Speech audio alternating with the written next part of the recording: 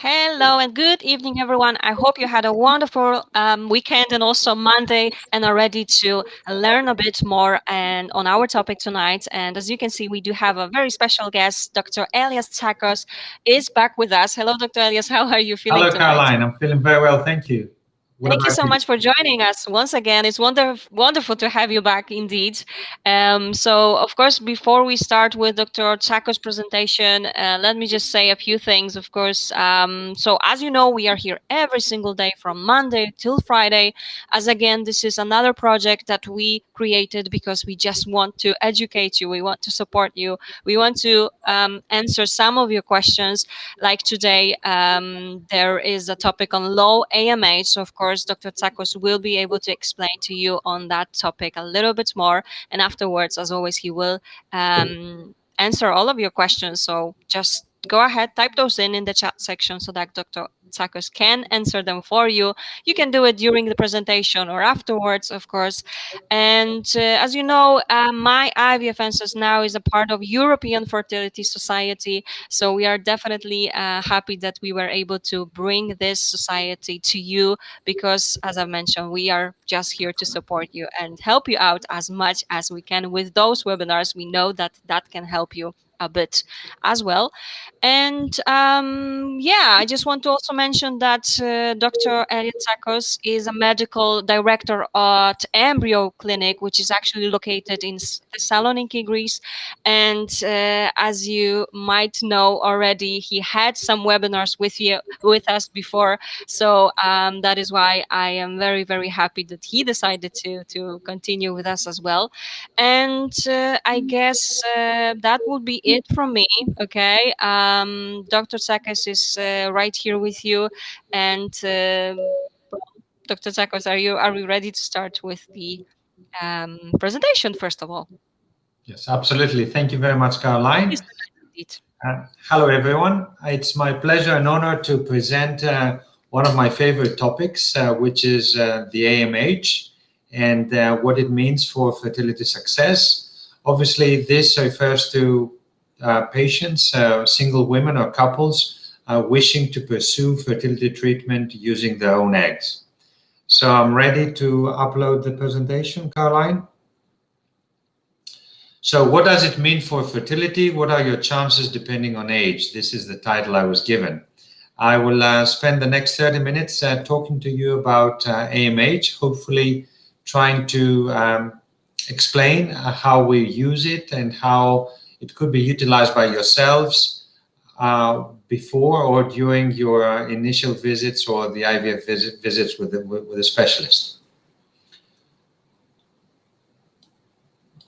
Okay. So a few things about me. I think the most important I would like to say as an introduction is that AMH is a marker of ovarian reserve. My team and I were lucky enough to identify this marker almost 15 years ago. And because of this, we initiated some studies and we added a little bit of our experience and our scientific evidence onto the world literature by publishing a couple of studies back in 2011. So one of our studies was on the levels of AMH in the serum and in the follicular fluid as predictors of ovarian response, and that was performed in IVF and ICSI cycles. That was quite groundbreaking at the time because although we did know about the effect of AMH on fertility, we weren't quite sure as to how that would affect the ovarian response. I'm not going to bore you with a lot of scientific data from that study, but basically we showed that it has a linear correlation with ovarian reserve and definitely the ovarian response to stimulation. Now, a similar article we also produced and published a little bit later was also the relationship of AMH and also follicle stimulating hormone, which was the standard ovarian reserve test at the time, and the Untitled Follicle Count, and also we checked onto the correlation between those markers. So, in order to summarize, there is a correlation. There is a very strong correlation between AMH and Untitled Follicle Count, and these are the most important markers in our opinion in order to assess the ovarian reserve. So they are classed as ovarian reserve tests. We were very fortunate to present all of that, and of course that gave us a lot of insight as to how to manage our patients, how to educate our patients, how to design the stimulation protocols, how to answer some questions. And we were very lucky to be awarded for this work by the Royal College of Gynecologists. So this as a background, and now I'm going on to the most practical aspects of my talk. I mean, you may be one of these couples, you may be a young couple wishing to have a child, which I'm sure you will achieve despite the challenges of the COVID situation. You may be a slightly older couple wishing to have a child with your own eggs, and then again, that lecture, this webinar might be of interest to you. And of course, you may be a single mother or a single mother-to-be. So for all of you, this is quite relevant. So AMH, what is it? Where is it produced and so forth? So AMH, I will be very brief, is a hormone which is produced in the ovaries, the female ovary. Men produce AMH as well, but this is beyond the scope of my talk today. So AMH is produced in the female ovary. It's produced by the very small follicles, either the primary follicles or the pre-antral follicles of the ovaries. It's a glycoprotein. It is part of the ovarian reserve tests that we may perform. Over the last 15 years, it has acquired a lot of interest and a lot of research. How do we measure it? We measure it in the blood. We take a blood test of the female. What is important about this is that it doesn't vary monthly. So it has a huge advantage compared to the FSH, for example, or the LH or the estradiol. So we can take it any time in the menstrual period. So it could be done on day 2, on day 10, on day 20, on day 28 of the cycle without any significant variation. What is very important also is the units in which it's measured. I will talk a little bit more about it later. And hence you may identify some huge variation in the results. So if the units are, for example, nanograms per ml, normal values could be 3 to 5 nanogram per ml of AMH. Of course, that depends vastly on the age. I will discuss about it a little bit later. And of course, the picomole conversion is 7.14 times more. So if you have an AMH result, I will give you a very short conversion table, how you would need to convert it into the units that your clinic is familiar with.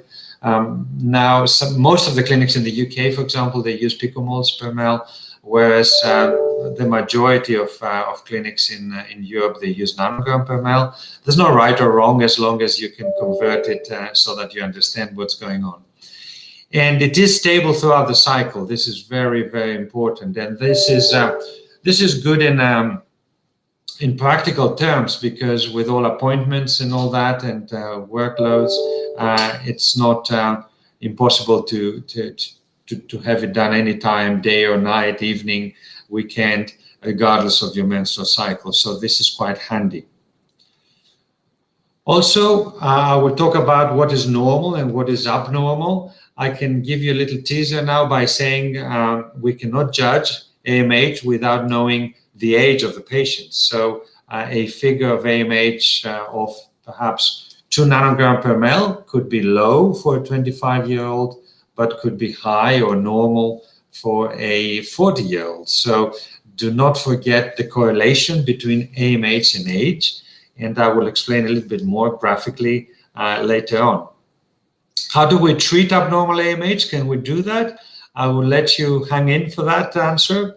It's later on in my talk, so stay with us, don't go.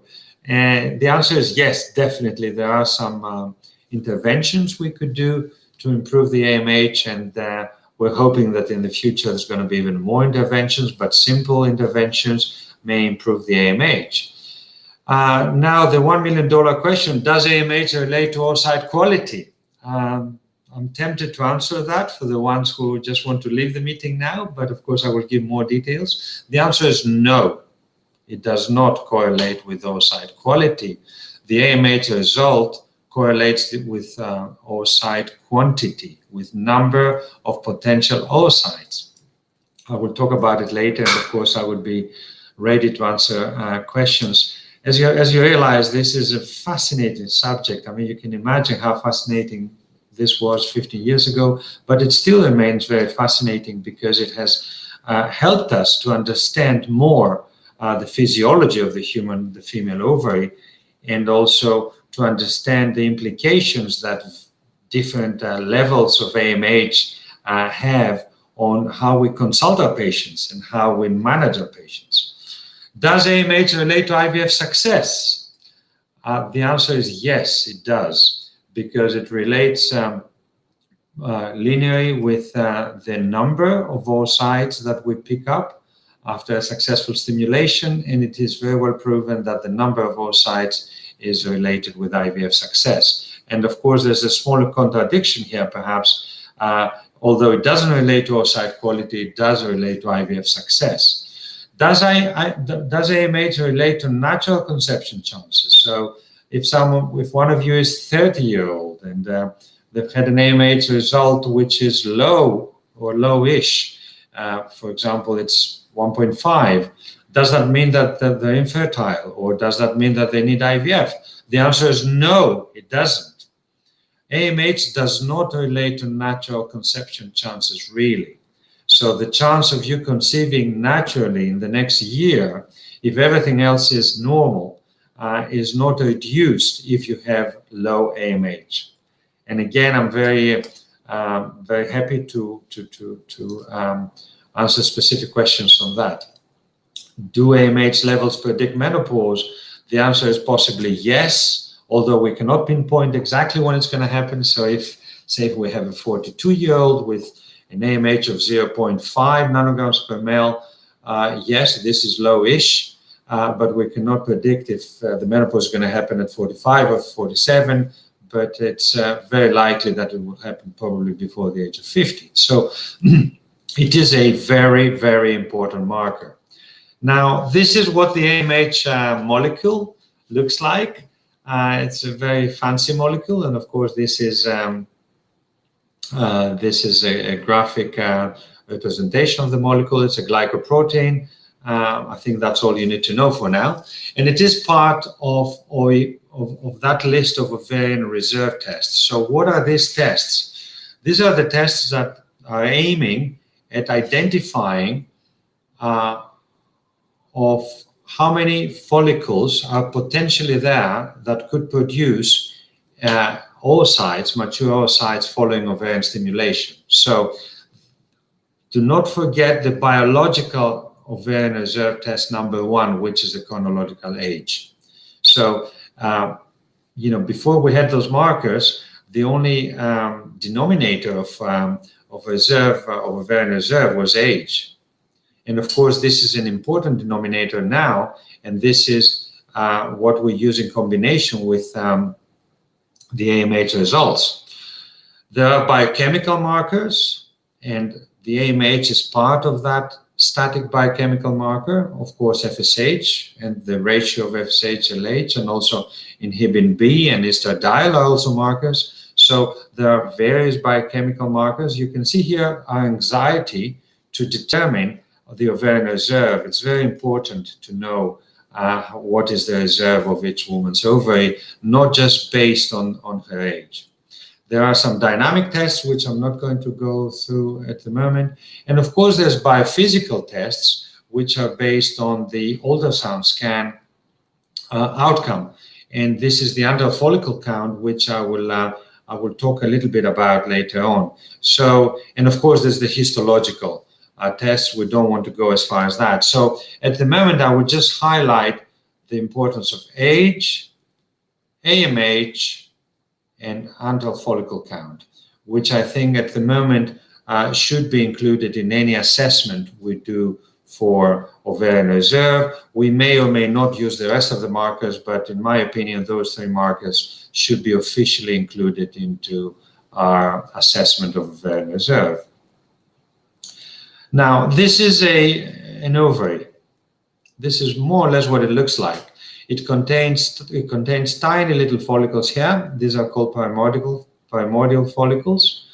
It contains small primary follicles. It contains a little bit bigger follicles, which are called preantral follicles, and it contains slightly larger follicles. And all of these are lined up in the cortex, in the outer layer of the ovary. So AMH is produced by all of them.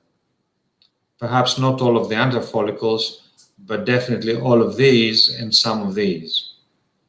And of course, it's produced by this little layer outside the follicle, which is the granulosa cell layer. This is fairly important because it relates to what I'm going to mention later. And of course, you understand, I'm going back here, how important it is to have a biochemical marker in order to quantify the number of those follicles that would potentially be stimulated if we choose to stimulate an ovary in the context of either an IUI or in the context of IVF. Now, I promise you to give you the conversion rates. So there you go, take a snapshot of this slide.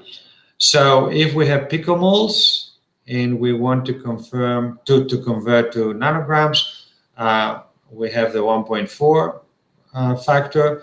If we have nanograms and we want to move on to picomoles, we multiply by 7.14. I think this is quite important because there's a lot of misconceptions. I mean, I've had ladies in absolute panic when they've had a result of AMH of 7 picomole, and they thought that was very low, when in fact it wasn't that low for their age and so forth. So it's important to look at the lab result and see exactly if it's picomole or nanogram and make the conversion. And of course, I request your clinic to explain that. Now, what we need to know is that the egg count diminishes over time. And that decline begins as early as birth. And from the age of 20 or mid-20s onwards, it becomes even more pronounced.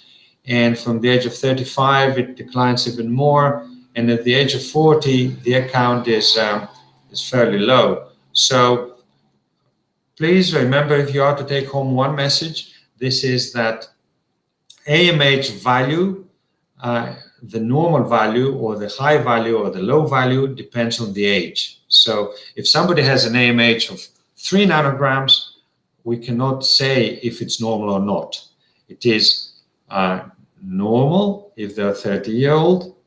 It is high if they're 40-year-old, and it's probably low if they're 19 years old. So please remember that you have to correlate your AMH levels with your age. Sadly, equally, the AMH declines with age as the egg count declines with age. This is a beautiful slide, in my opinion, because it shows you the centiles. So the average decline is here. This is nanograms. So you can see that at the age of 25, maybe standard median is just under 6, and then this is the median. So it falls off further down, and then of course you have the lower centile and the higher centile. Now, what you also have to remember that high is also bad. So we have normal range, we have high range, we have low range. And of course, this has to be calculated against the age. And of course, later on, I will explain to you what that means specifically in terms of pathology. So here, this is a little naive slide, in my opinion, because it says that's possibly polycystic if it's a high ovarian reserve. As I will explain later, it could be worse than that. Really high AMH could be an indication of an ovarian tumor. That's what we have to be aware of. And also high AMH, if we exclude an ovarian tumor or if we exclude PCO, could be just a highly fertile person. So yeah, these are just a little bit naive slides, but please make a note that the range depends on the age, and what is low also depends on the age of the woman. Right, what are the causes of low AMH? So number one cause is the age. And then we have a long list of causes that may affect the female ovary. Endometriosis is a big enemy of the ovaries and the ovarian count, and of course the AMH. Ovarian surgery is also a possible cause. If somebody's had an ovarectomy, if they've lost one ovary, or if they've had a cystectomy which has damaged the ovary, or if during surgery there's been too much damage on the ovary, that could affect the AMH. Genetic abnormalities, remember of DNA issues related with seriously low AMH. Pelvic infection, an infection could affect the function of the ovary and hence the ovarian reserve. Autoimmune conditions, breast cancer. This is quite interesting because we started observing our breast cancer patients when they came forward for cryopreservation, and then we discovered that compared to the same age counterparts, they had in general lower AMH, and that became even more pronounced if they were older than 37 years old. Smoking, definitely. This is one of the mechanisms by which smoking is affecting your fertility. So keep that in mind. One of the mechanisms is by diminishing the ovarian reserve, by reducing the ovarian reserve. This becomes even more pronounced after the age of 35, 37, and this is causing irreversible damage to your ovarian reserve, and this is reflected on the AMH. Of course, chemotherapy and radiotherapy affect the ovarian reserve and the AMH, and hence it's very important to preserve someone's fertility before those toxic treatments. Stress, there are some very, very good papers demonstrating that stress may reduce the ovarian reserve and AMH levels, and equally stress management and cure may improve the AMH levels. And of course, there's a lot of idiopathic cases, the unknowns that affect the AMH. So what do we do? Is there a treatment for low AMH? The straight answer is that there's no drastic treatment at the moment. There's not something drastically we could do to influence low AMH. However, we could try DHEA, which is a mild hormone. Vitamin D levels, it's a long discussion about vitamin D. The advice at the moment is to keep your vitamin D levels at an optimal range, perhaps over 30, and this may positively affect your fertility, although there are some reports that there is a correlation between high vitamin D levels or vitamin D supplementation and slight increase in AMH. Lifestyle goes without saying. I mentioned before the value of stopping smoking or not smoking, and of course other lifestyle improvements in terms of body mass index, exercise, healthy diet, and so forth. Stress management, as I said, there are some reports that acupuncture, for example, improves stress levels and AMH levels. Supplements, there's more supplements on top of DHEA that may improve your AMH levels. Do not expect a drastic improvement, but I would say more of an optimization or something that may not be evident on the levels, but it may be evident on the way you respond to stimulation. And there's a lot of talks these days and in the last 10 years on the potential effect of platelet-rich plasma, PRP treatment of the ovaries. What I have to say is that it's still considered an experimental treatment. It should not be. There's no scientific evidence at the moment to suggest it, and it should not be performed outside trials, clinical trials. In my opinion, I think PRP perhaps is not enough to improve the AMH levels. Perhaps we need to enrich that with other elements, with other substances, maybe some other stimulants of the ovarian cortex or the granulosa cells. and perhaps the stem cell technology might give us some more insight and some more solutions to this problem, but of course it's early days to talk about it. Now, high AMH could also be a problem. Could be related to polycystic ovaries. Sadly, could be related really high AMH levels to ovarian cancer. Granulosa cell tumors produce high AMH results. And if we exclude all of that, it could be just an indicator of high fertility. So it's not just bad news if you have a high AMH. How do you manage that? Exclude PCO or manage PCO, and of course exclude and manage ovarian cancer. Now we'll talk a little bit in the last 5 minutes, a little bit about anti-follicle count. Now, with the advent of ultrasound and with the improvement of our technology, we all of us clinicians, yes, we do take into account the AMH. We do make a very serious comment on the notes about the importance of AMH for every single patient. However, we always, not invariably, we always check for the AFC, the anti-follicle count of the ladies. This is also a marker of ovarian reserve. The question is, what do we measure? Most of us agree that we measure follicles between 2 and 9 millimeters. Of course, there are limitations to the AFC. Some people prefer to perform it in the early days of the cycles, in the follicular phase. Some others don't pay so much attention. So there is a little bit of variability here. However, if you do it properly, it correlates very clearly with AMH, and it does have a predictive value for the ovarian stimulation.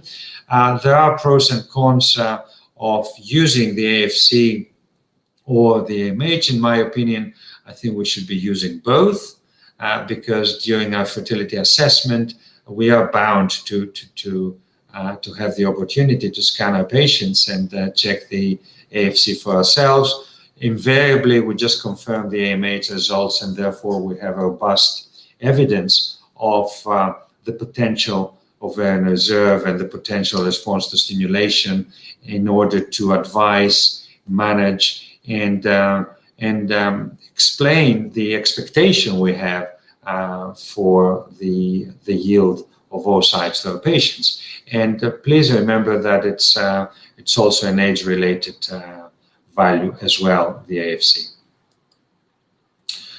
These are beautiful pictures. This is normal AFC. What is normal again?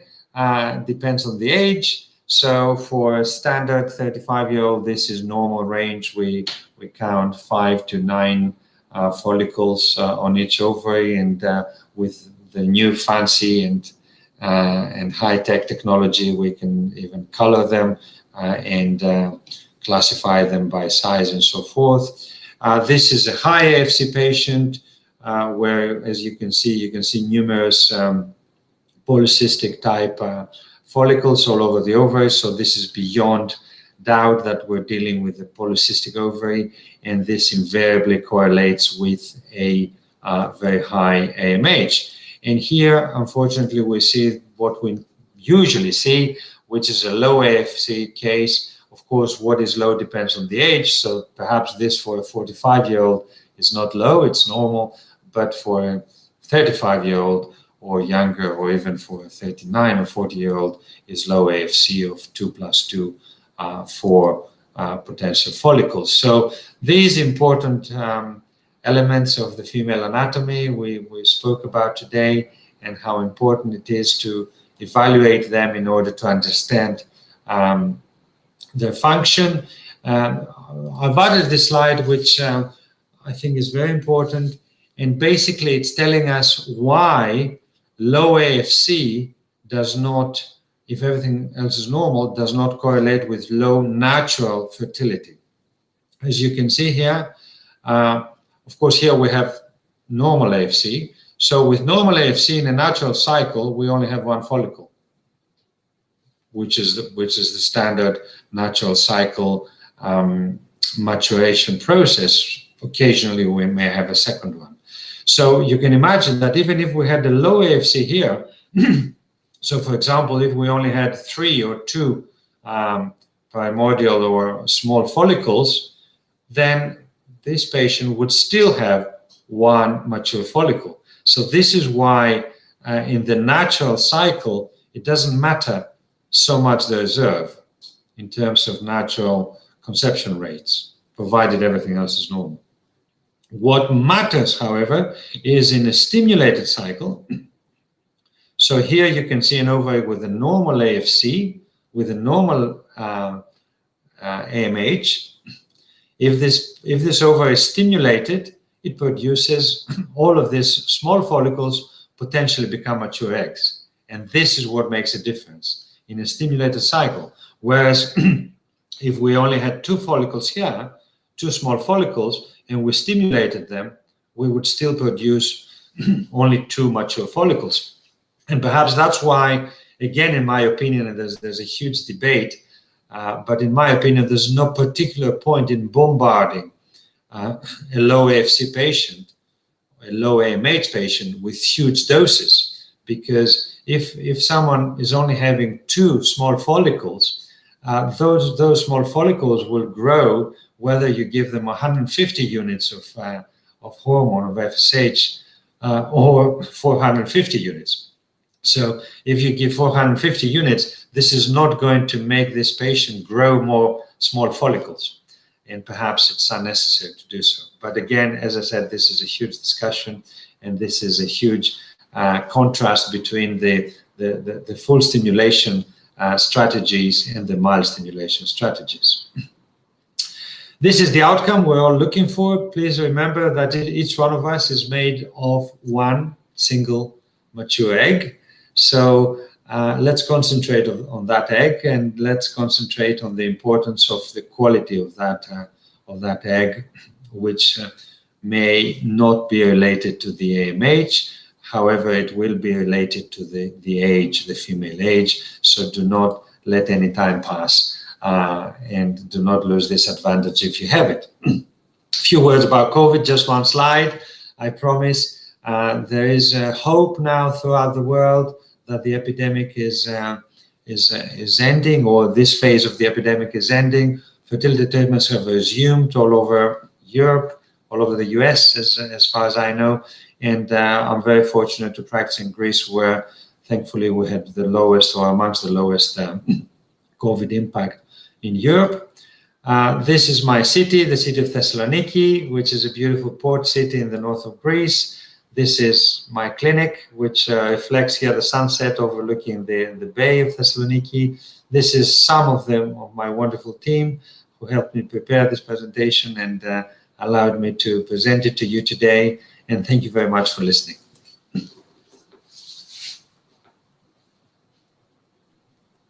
Thank you very much for that wonderful presentation and for explaining to us all of those details.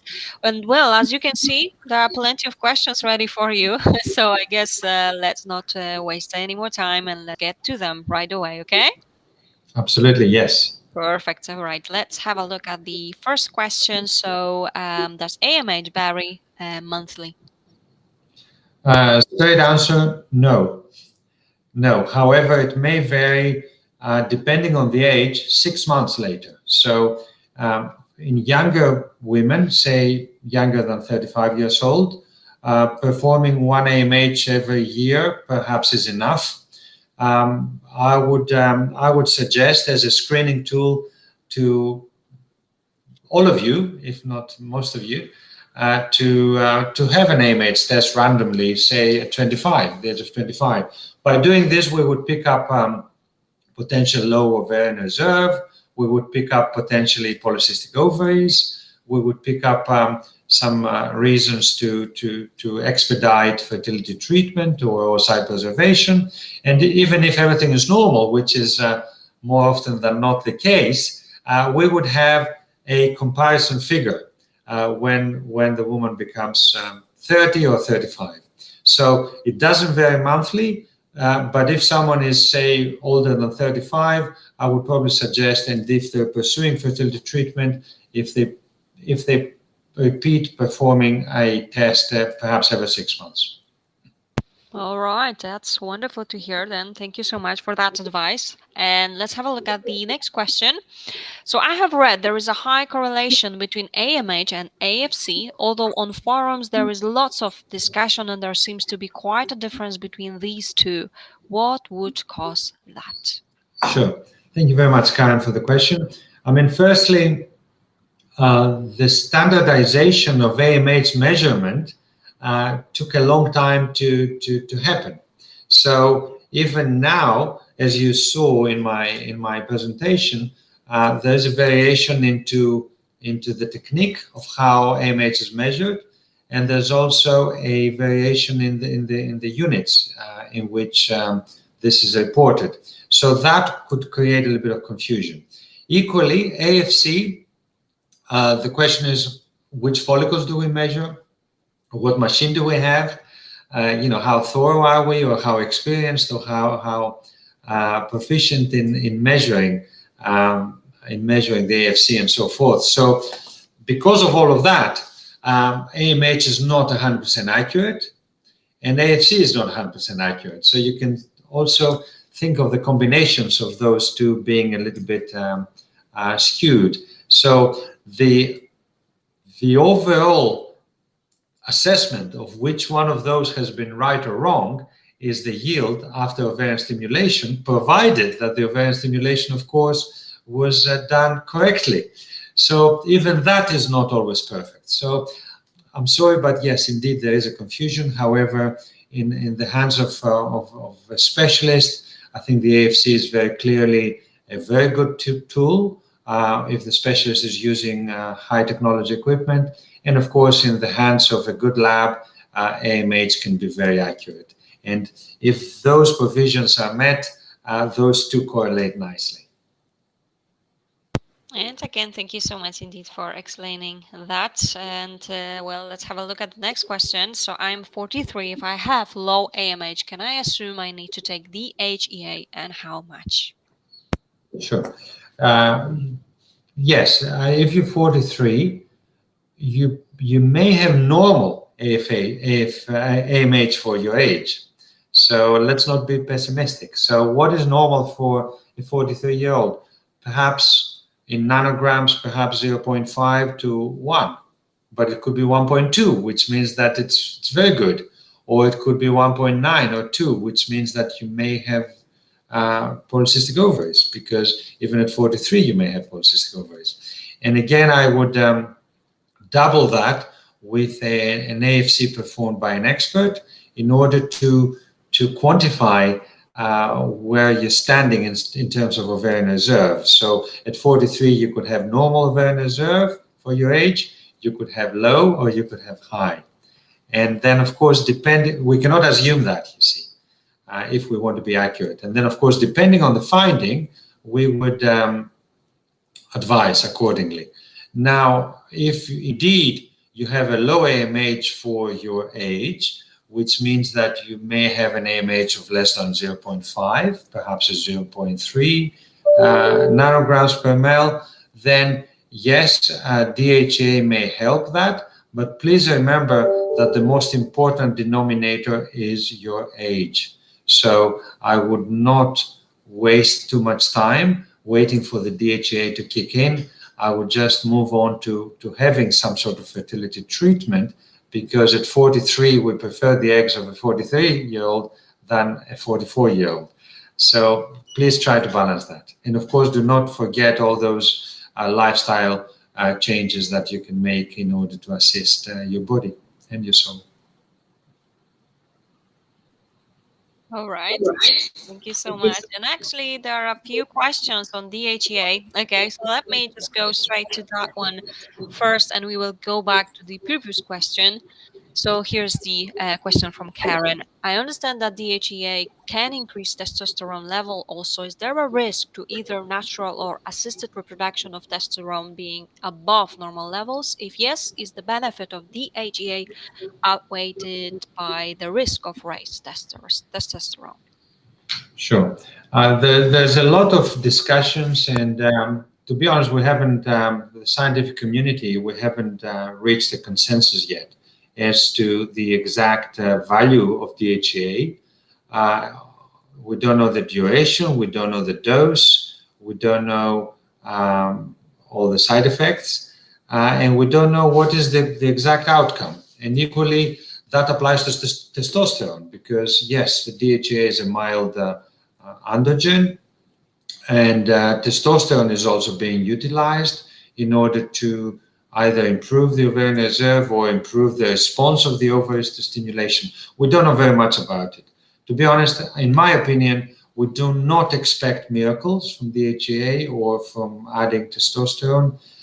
Perhaps it is advisable to be used for maybe 3 to 6 months. We would not expect huge side effects in that time, and I think this is the practical advice I would give. So maybe use it for 3 to 6 months if, of course, it's not contraindicated.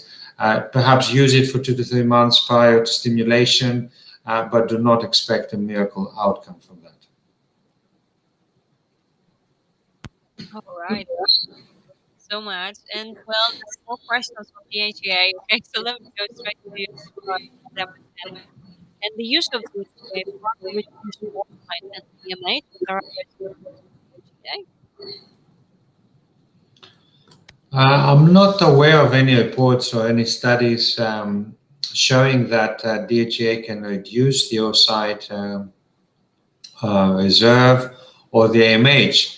However, again, depends on the time, depends on the individual, and depends on the reaction. Now, there's no drug which is associated with no side effects. So I think we have to balance that. It's a very difficult decision. I mean, there's nothing that's absolutely 100% safe. In my opinion, the most important factor for fertility is age. So no matter what you decide to do, keep that in mind. I mean, of course, do not panic. I mean, if you're 35, it's not a matter of months, it's perhaps a matter of years. If you're 30, it's perhaps a matter of years also.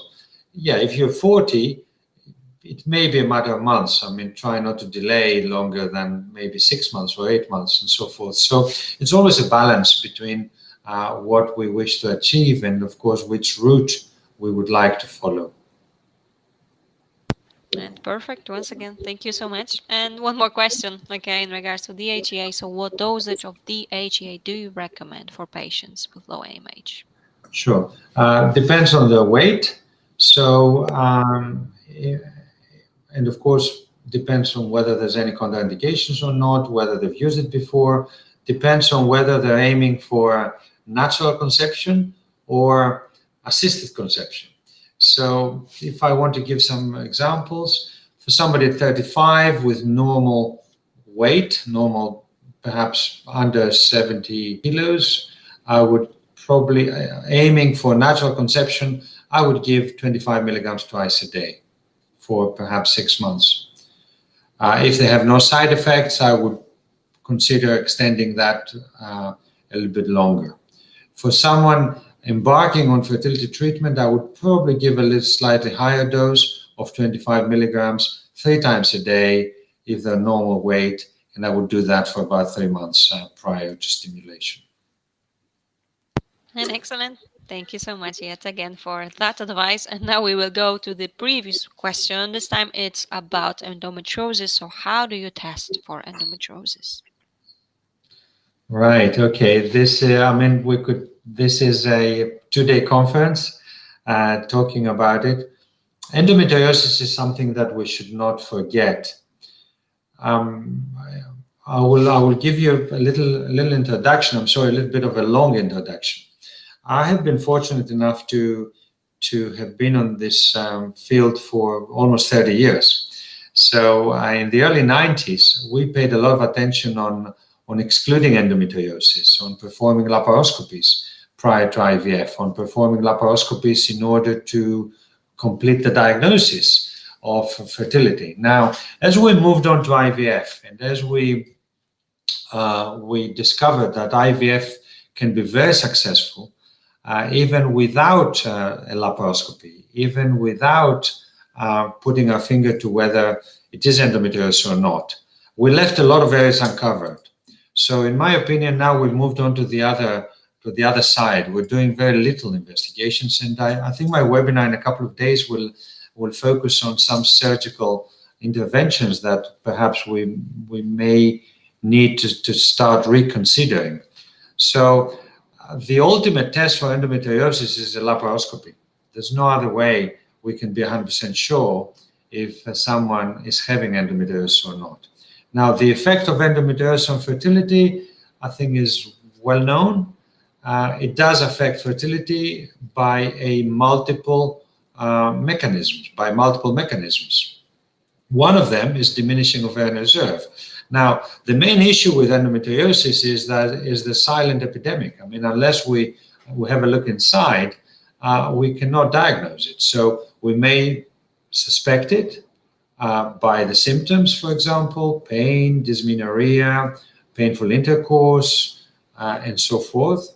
We may suspect it by a low AMH or low ovarian reserve on the scan, which is not otherwise explained, but we may have no clues about it unless we do a laparoscopy. So, in my opinion, I think we should remember laparoscopy. We should remember hysteroscopy.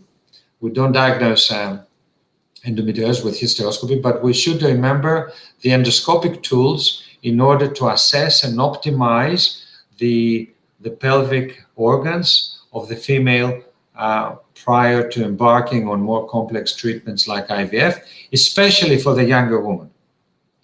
So in my opinion, a woman younger than 35 with unexplained infertility deserves a laparoscopy in order to exclude endometriosis, which is very common. And again, it's and you should be able to see. There is a thank you from Sayuri for you as well. I always wonder if I have endometriosis. Thank you. Right, let's have a look. Okay, now we will have a bit longer questions. 37, very low AMH. It's 1.4 follicles and had two unsuccessful IVFs. Once I had one egg cell out of one follicle, another time 0 egg cells out of one follicle. So each month I have approximately one leading follicle. What would be your suggestion? What supplements do you suggest for low AMH? Sure. Hi, Melissa. Thank you so much. I mean, you are one of the very standard cases of someone at 37 with low AMH. Now, I would suggest the following. I mean, firstly, investigations. I mean, have a karyotype. You know, I would like you to exclude that you have a genetic disorder. So please have a karyotype. Please make sure you have your breasts checked. Because as I mentioned, it may be associated with breast cancer, very unlikely, but please do not forget that. Check for autoimmune disease, check for thyroid antibodies. Check your TSH. Make sure you don't smoke, you have healthy lifestyle, and reduce your stress as much as you can. Once you've done all of this, I would suggest you have just natural cycles. In my opinion, there's no point stimulating your ovaries if you're only producing one egg. Why? Because as I showed on my slide, you probably have one follicle anyway. So I would just do natural cycles every month, every single month. Find a friendly clinic where they can give you a little attention, perhaps give you a package. Be prepared that, say, in 6 months' time, you may just collect 4 eggs, have them fertilized, and grow them to blastocysts. And then once you have a healthy blastocyst, go on and have an implantation. If it's a fresh or a frozen cycle, it doesn't matter, as long as the lining on the cycle that you produce the blastocyst is normal, and as long as the hormonal levels are normal, as long as you don't have abnormal progesterone levels, for example, that would adversely affect the implantation. That would be my advice. And please remember that I think all of us prefer, all of the clinicians in fertility and all of the embryologists, we prefer one embryo at 37 or one egg at 37 than 3 eggs at 40. So use the advantage of your age. Your age is still manageable. You're a young woman, and keep going. And I'm very, very hopeful that you will make it. And when you've made it, drop me a line and let me know. Yes, indeed. Thank you so much. And of course, as always, fingers crossed for all of you, indeed, as well. Thank you so much. And let's have a look. There is another question from Sayuri. Let's have a look. So how do you make the follicles grow at the same rate? I often get normal size ones during stims, but lots of little ones that don't catch up.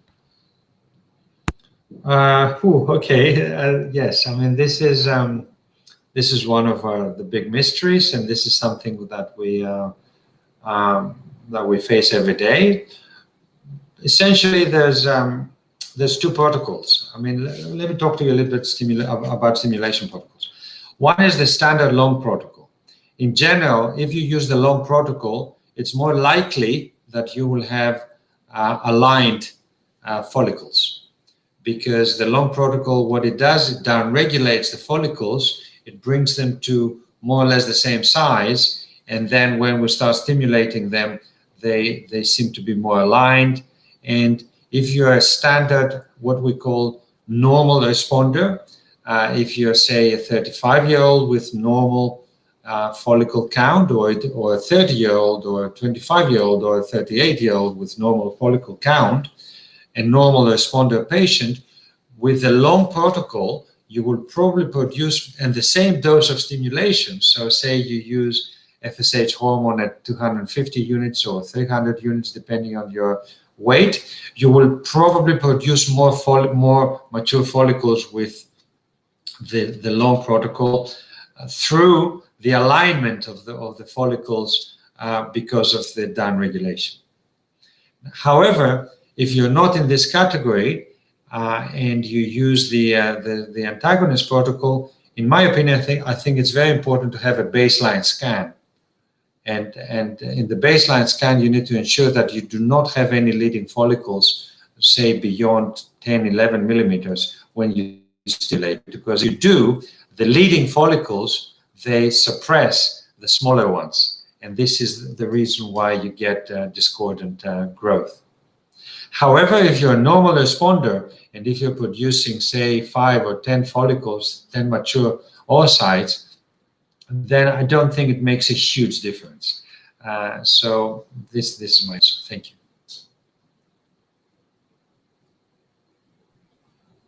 And again, thank you so much. And as you can see, news for you from our previous patient, but also from Sayuri, very useful and honest. So thanks a lot for that advice indeed. And let's have a look at the next question. Can the stimulation medication reduce the quality of eggs? The answer is no. However, the protocol we use and how we manage the stimulation may do so. So let me give you the example. The quality of eggs depends vastly on your age. This is the #1 denominator of the quality of the eggs. Now, how we manage stimulation also has a lot of tricks and tips. So it is important to manage it properly. So, for example, if we overstimulate the ovary, perhaps that may decrease the quality of the egg, and may decrease also the quality of the endometrium sometimes. Now, again, the definition of hyperstimulation, it can be very complex and can be very confusing. Now, when we add the antagonist, this is very curious and very, very variable. Some people use the fixed protocol, some people do baseline scans, some people don't, some people measure hormones every single time they do a scan, some people don't, some people measure hormones twice a day. during stimulation. Some people don't measure at all. So a suboptimal ovarian stimulation may decrease the quality of the eggs. That's my clear answer. The main reason why is either there's a prolonged stimulation which over matures the follicles, or a very early trigger which under matures the follicles, and then we have immature follicles. And the common stimulation challenge we're faced with is when we're afraid of hyperstimulation, especially on an antagonist protocol, and we reduce the stimulation of FSH.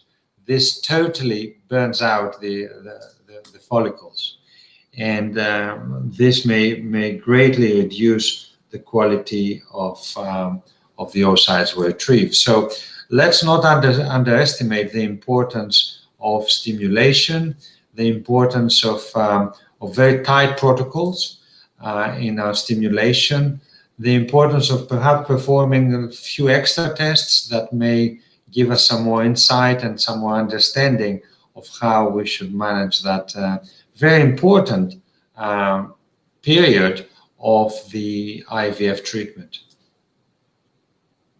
And excellent again. Thank you so much indeed. And I missed one follow-up from Sayuri. Let me go straight to this one, okay? It's regarding what can I do to make them grow follicles at the same time, right?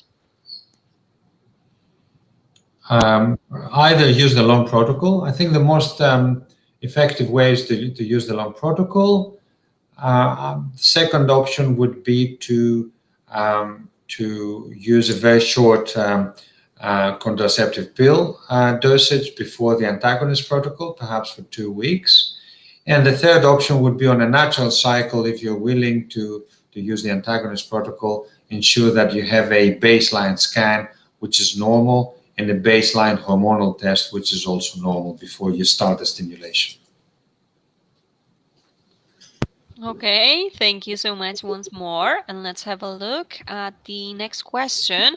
So would a clinic still consider doing IVF with someone in her early 30s with an AMH of 0.5 nanograms? Absolutely, yes is the answer. Definitely, All my right. clinic and most of the clinics I know of. Remember that we prefer one egg at 30 than 2 or 3 eggs at 40. So low AMH, what does that mean? It means that you can conceive naturally. If everything else is normal, you can conceive naturally. If you have normal tubes, normal uterus, normal hormone profile, and normal sperm. So do not forget that. If you don't conceive naturally, and if you move on to IVF, you will be given a mild stimulation, which may produce 2, 3 mature oocytes, maybe 4 if we're lucky, and that will give you a very good chance of pregnancy. Make sure you have your diagnosis correct. Make sure you have looked for possible causes for low AMH. As I mentioned before, make sure you've excluded genetics, infections, autoimmune disease. Make sure you've taken a little bit of add-ons, and I'm sure you will achieve it, and most units would celebrate with you. All right, thank you so much. And let me just go straight to the follow-up, okay, from the same patient. Unfortunately, my tubes are blocked and may be removed because of endometriosis. Sure. Okay. This, of course, is an issue. Now, whether we remove or not blocked tubes, that's another big subject. I mean, I would like to bring it upon at a later webinar. I would like to share with you my experience with the new era of laparoscopic surgery, which involves robotic surgery, Da Vinci surgery. Let's remind you all that IVF was invented 30 years ago, 40 years ago, because of our inability to treat tubes. We were unable to operate on tubes successfully and produce a successful pregnancy. And this is how IVF evolved. Now, up until the early 90s, most of us, we tried to fix tubes through laparoscopy. I mean, laparoscopy became very popular. The technology improved, our skills improved. However, tubal surgery, although more successful than in the 70s or 80s, still with laparoscopy was not that successful. However, now with the advent of robotic surgery, Da Vinci robotic surgery, through which we can do even more precise surgery, and we have better view, better equipment, better approach. Perhaps removing the tubes is not an one-way road if the tubes are damaged. So my advice to Kalila is please explore the option of whether you would be suitable for perhaps Da Vinci tubal restoration or tubal surgery. Of course, if the tubes are severely damaged with endometriosis, if they have dense adhesions, if they're hydrosalpinx, yes, indeed, they're better off removed. But please look into the benefits of Da Vinci robotic surgery for complex fertility tubal issues like yours. And thank you indeed on that advice. And of course, there was a webinar on that. Actually, we've done a webinar where you mentioned this technique, Da Vinci technique. So we'll send you a link. You will be able to have a look at it as well. And you can watch it as well. All right. Thank you so much. And sorry, there is a follow-up. Okay, let me go to that.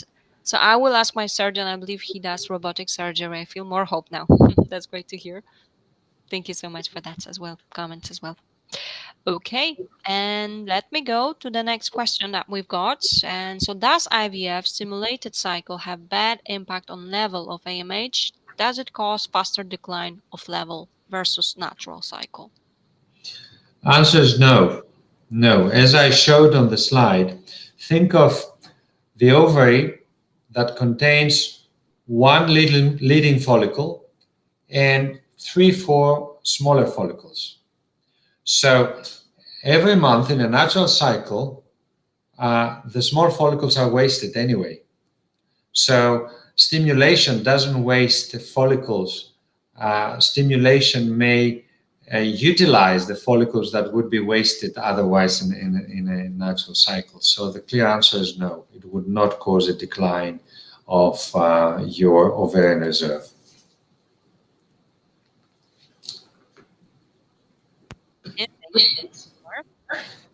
Let's have a look. Of course, more questions are coming up. So, can you take patients who have taken the opposite solution at your clinic because I have severe vaccine reaction?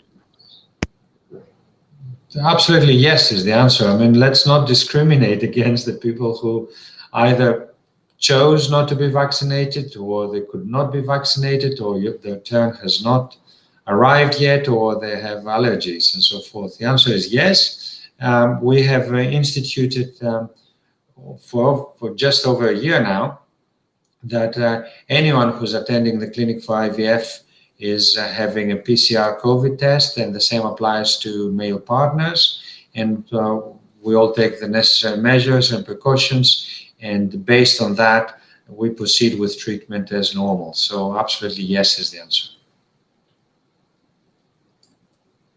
All right. Thank you for the clarification to this one as well.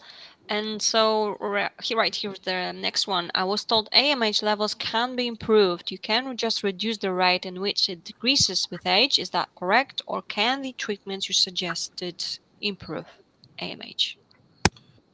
Okay. Basically, AMH is not written on stone. I mean, AMH results. So please do not take it as for granted. So, for example, as I said, there's variation between labs, variability. It's not the end of the world. So, and also by itself is not just the absolute figure that we should be focused on. So please correlate the AMH with your AFC, correlate it with your age, and so forth. Now, so we have seen increases without doing anything. What does that mean? I don't know. It means perhaps that the lab or another lab may give us a different outcome, or it may mean that some lifestyle changes that a person did had an impact. Stress management may improve the AMH levels and so forth. So let's not focus on the figure. I think AMH is just a general indication of the ovarian reserve. It doesn't answer the burning questions. Am I going to get pregnant naturally? Am I going to get pregnant through IVF? All it does is that it's giving us an estimate, a rough estimate, not a clear estimate of how many mature oocytes are going to optimally produced if we optimize our stimulation techniques. That's it. Nothing more than that. So try to do all the lifestyle changes. Take some vitamins, some supplements, perhaps a little bit of DHEA, and hope for the best. But do not keep this AMH figure in front of your eyes all the time. It is an indicator. It's not by itself the answer to whether you're fertile or not, or whether you're going to achieve a pregnancy or not. And again, thank you so much for that encouraging words as well, of course. Thank you so much. And let's have a look, okay? There's another question from Amro. I am 35. My AMH is 3.39 nanograms and testosterone is 0.99. Doctor, please guide me on how is my AMH level and should I take DHEA supplementation? What do you suggest given the high testosterone? Sure. Hi, Amro. I mean, definitely not. I wouldn't take DHEA. You don't need it. Your AMH is normal to high. So all I would do is I would have a pelvic scan to measure the AFC, and I would question a little bit the possibility of maybe having polycystic ovaries. But again, polycystic ovaries is not the end of the world either.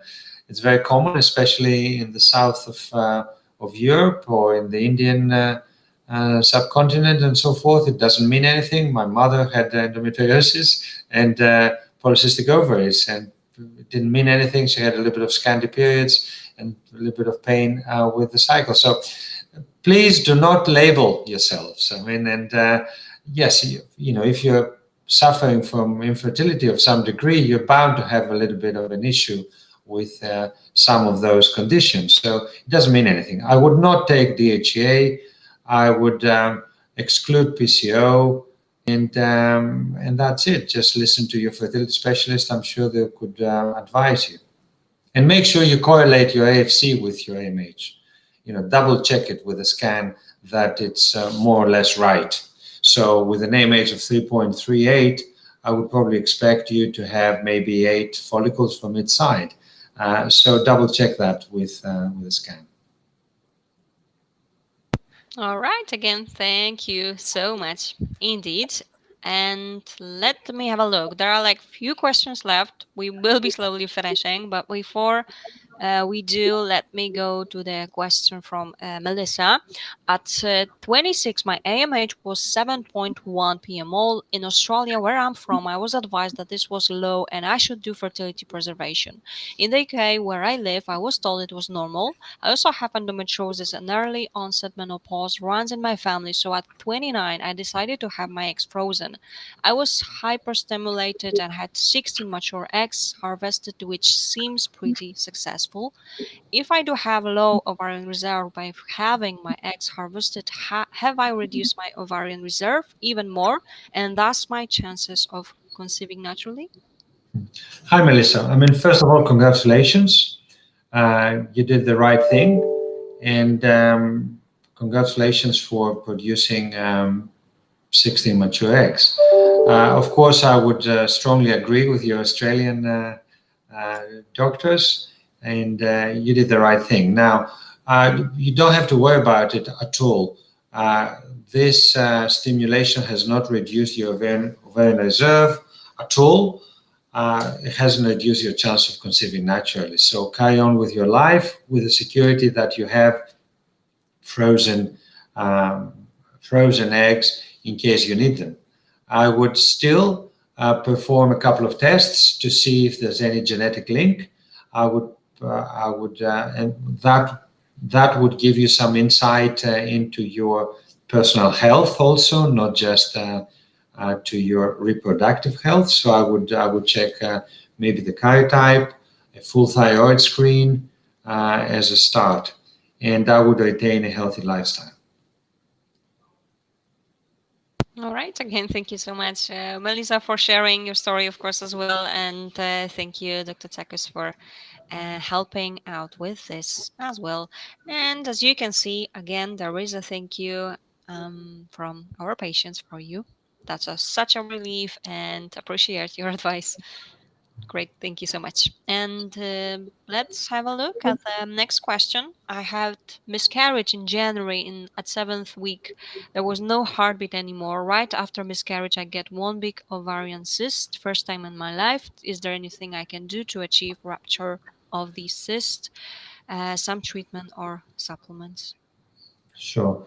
I'm afraid there's no medication that could help you get rid of the cyst, and 6 centimeters is a pretty big cyst. So I would follow the gynecologist's advice. Initially, what I would expect them to perform is a couple of tests, blood tests, some tumor markers, perhaps some hormonal tests, and some specialist ultrasound scans. And following this, they would probably advice on some sort of surgical intervention.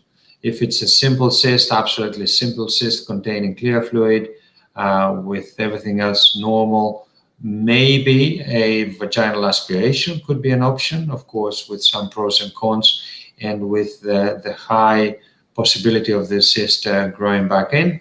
And of course, the gold standard option would be a laparoscopy. And again, thank you so much indeed for this. And let me go to the next question from Sophie. I am 33. My AMH is 2.35. I have been trying to conceive naturally for just over a year unsuccessfully. Should I be considering IVF, or am I more likely to conceive naturally, considering I won't be able to harvest many eggs? Sure. I mean, I would start considering IVF, to be honest, based on your low AMH, on the 1 year infertility and your age. I would still perform full investigations for low AMH, but for the rest of fertility issues as well. And yes, I would probably start considering IVF with optimism because of the age. The age is more important than the AMH, and you're very young. All right, excellent. Again, thank you so much. Okay, next question is from Karen. Have you heard positive things about the receptive via DX test for endometriosis, which tests BCL6? It's still under investigation. I mean, yes, I have heard positive things, and I have heard some doubts. So I think we still need to wait and see. Understood, of course, perfectly. Thank you. And let's have a look. So I have had 2 cycles, both times transferring 1A grade quality, no testes with failed implantation. Both times my AMH is 6.1 picamos, and I have 7 follicles each cycle, although I have trouble getting the eggs from the follicles. First round 3 retrieved, and last time with 6 follicles between 18-20 millimeters at last scan, and only retrieved 2. What could cause this, and what can I do to increase the number of eggs collected? I'm really sorry, but I cannot answer this because I would need more details on your history, your age, the stimulation protocol they used, and so forth. I mean, all I can say is that we do see a lot of variation between cycles, and even with exactly the same dosage and the same protocol, we do see great variation from cycle to cycle. This by itself is a sign of perhaps reduced oocyte quality, but given that your age is reasonable, I would just keep trying. I mean, you may be lucky, you may get more good quality eggs. It's not the end of the road if you only had two mature eggs. Now, of course, the question is, how long do we try for? since the topic is low AMH, all I have to say is that low AMH combined with advanced female age is producing very poor results, either through natural conception or through IVF. And my advice for couples is that they should be aware of the option of egg donation. Although there are some pros and cons, there's a lot of counseling that's involved and so forth. It should be discussed in my opinion, as an option, especially for women with multiple failures of IVF or women of advanced reproductive age over the age of 40 with low AMH and with a history of failed attempts. I mean, egg donation has evolved amazingly in the last 10 years, 10, 15 years, and is providing us another valid and very safe and successful option for patients with low AMH. All right. Again, thank you for yet another answer to the question. Okay, let me have a look. Of course, there are like few questions left. So I am 45. I have high AMH, 47 picomole. I do not have PCOS per my doctor, 3 failed IVF cycles, even though I had a large number of eggs collected. What can I do to improve my chances? We have carried out PGTA. It seems to be egg quality. Any suggestions? Sure. Well, to be honest, at 45, I think you've done the right thing. I don't think you can do much more than that.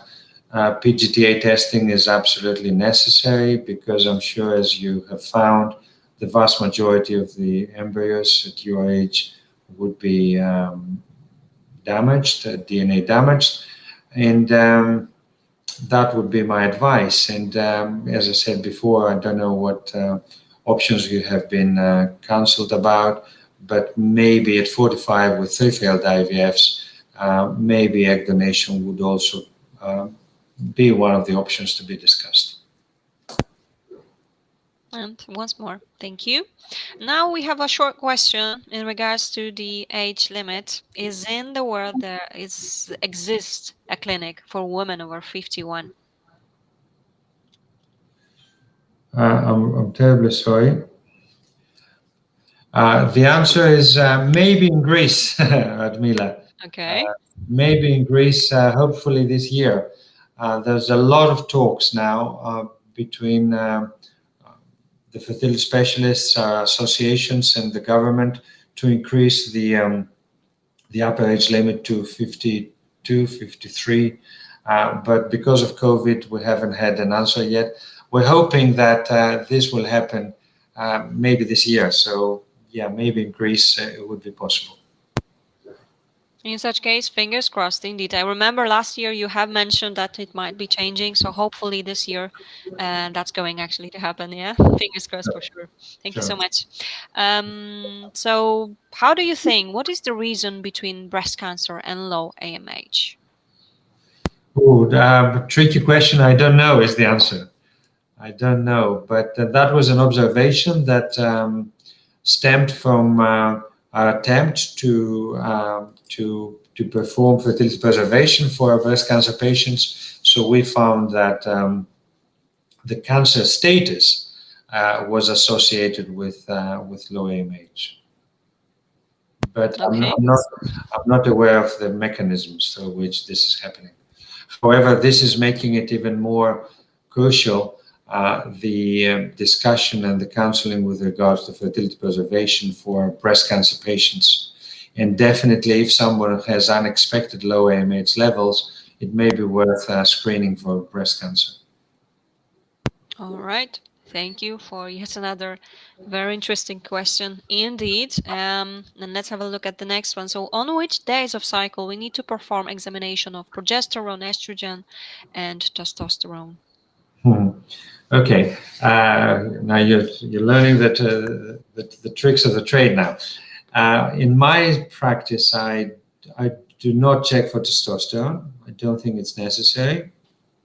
Although as part of the workup, the pre-IVF testing, I would, and I do, but not in the IVF cycle. In the IVF cycle, I always do a baseline scan on day 2 or day 3 of the cycle, and certainly before the onset of stimulation.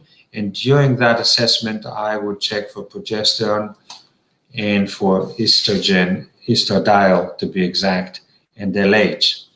If this is combined with a normal scan result with no cysts and nice and thin lining of the uterus, then I would start stimulation. And again, in my practice, we do very intensive monitoring. So every single time we perform a scan, a monitoring scan for follicular growth assessment, we perform progesterone, estradiol, and LH measurements. So this is my standard practice. Now, if I were to cut corners and if I were to pick and choose, I would, and if I were to save some trouble from doing too much of hormonal assessment, I would definitely keep the progesterone and estradiol and LH on the baseline, and also keep the progesterone measurement just before the trigger, because we need to ensure that progesterone is kept at bay, and therefore that the endometrium is not adversely affected by high levels of progesterone. All right. Again, thank you so much indeed. And let's see next question. So what are my chances of IVF using own egg and own sperm through surgical removal for low sperm count and doing a fresh sample ICSI I am 40 next month and everything else is normal with a satisfactory AMH of 3? Tricky question. I would definitely, my suggestion and advice would be to grow the embryos to blastocyst stage. I mean, this is becoming more or less the norm for the majority of our patients, but definitely with a low sperm count and with someone at 40, I would like to see blastocysts before I implant them. And then, of course, your chances would depend on whether you would perform PGTA on those blastocysts or not, and on how many blastocysts you produce, if you produce any.